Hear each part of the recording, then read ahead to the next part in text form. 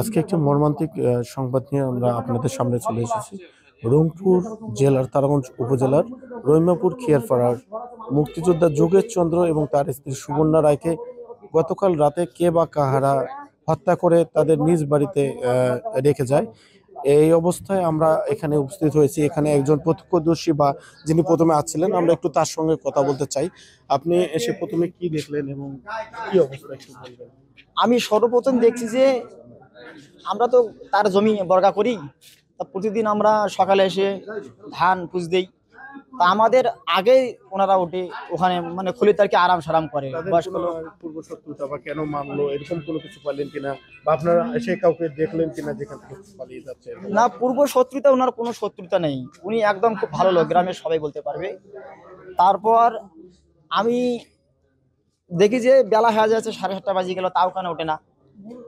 এখন ধান পুঁজে হয়ে গেলো, তারপরে ওনাকে ডাক দিলাম, বাইরে থেকে ডাক দিলাম। আমার বাবা ফির ওনার গোয়াল ঘর থেকে গরুর গোবর ফেলাইবি, তাই এত টাকা আছে, শুনেছে না। পরে আমি ঘরের বাইরে পাকে জানলা জানলা মানে ধাক্কা দিয়েছি, তাও শুনেছে না। পরে ওই বাড়ির 2-4 জনকে ডাক দিলাম, ওরাও আসলো। আসে একটা ভাঙা মই জোগাড় করে কোনো রকম গেটটা পার হয়ে আমি থাকা ঘরে যাই। থাকা ঘরে দেখি যে দরজা খোলা আছে কিন্তু মানুষ নাই। পরে আমি ওই ঘরের টেবিলের উপরে, মানে গেটের চাবি আসলো, গেটের আপনারা চাবিটা, কিভাবে শিওর হলেন যে তারা দুজনে মানে মারা গেছে? মানে দরজা খুলে দেখি। নার্ভ দেখছেন? হ্যাঁ, নেড়ে দেখছেন? না না, শুধু না, দরজা খুলি যখন দেখছি যে একজন পড়ে আছে, তখন আমি চিৎকার করে উঠি। চিৎকার করে উঠি তখন মানে ওই গ্রামের সবাই ঢুকে দেখে যে দুইজনে। করে মারছেন কি? আমি শুধু মাস্টারকে দেখছি যে মাথায় একটা বাড়ি মারছে, মাথাটা আমার একটু সম্পূর্ণ আর কি আউলে গেছে।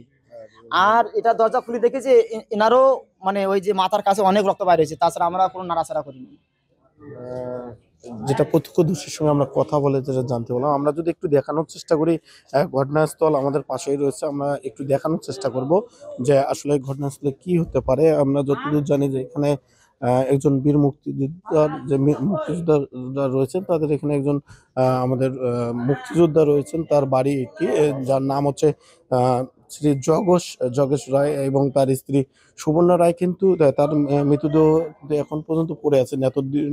মৃতদেহটি পড়ে রয়েছে কিচেন ঘরে বা তাদের যে গ্রামের রান্নাঘর রয়েছে সেখানেই, এবং তার পাশেই কিন্তু তার আরেকটি রুমেই কিন্তু তার স্বামীকে হত্যা করে কে বা কাহারা রেখে যায় দুর্বৃত্তরা। এখন আমরা কথা বলার চেষ্টা করবো। আসলে এখানে উপস্থিত রয়েছেন অনেকেই, যেমন হত্যাকাণ্ডের খবর ছড়িয়ে পড়ার সাথে সাথেই কিন্তু প্রশাসনের পুলিশ কর্মকর্তা থেকে শুরু করে উপজেলা প্রশাসন সকলেই কিন্তু এখানে উপস্থিত হয়েছেন তারাগঞ্জ উপজেলার বীর মুক্তিযোদ্ধা বা মুক্তিযোদ্ধা কমান্ডার। আমরা একটু কমান্ডারের সঙ্গে কথা বলার চেষ্টা করব, আসলে উনি কি বলতে চায় বা ওনার কি ভাষ্য এবং ওনারা কি চাচ্ছে, আমরা একটু যদি কথা বলার চেষ্টা করি।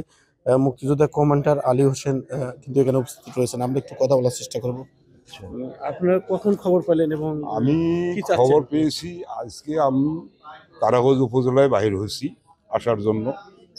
আমাদের ইউনো মহোদয়কে উনি আমার অফিসে যাবে, সম্বর্ধনা দেব আমরা, নতুন ইউনো। তারপর ইউনো অফিস থেকে ওই যে আবু হাই ডেপুটি প্রশাসনিক কর্মকর্তা আমার ফোন দিল যে চাচা এই ব্যাপার।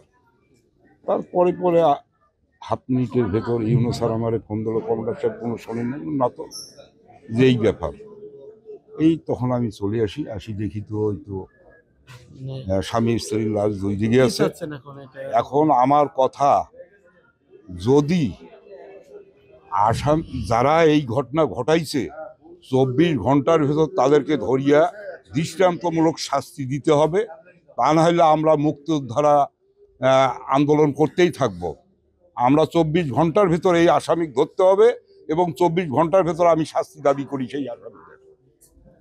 কারণ আজকে একটা মুক্তিযোদ্ধা মারবে এরকম নির্মম ভাবে স্বামী স্ত্রীকে, আগামীকাল আমাকে মারবে, এটা তো মেনে নেওয়া যায় না।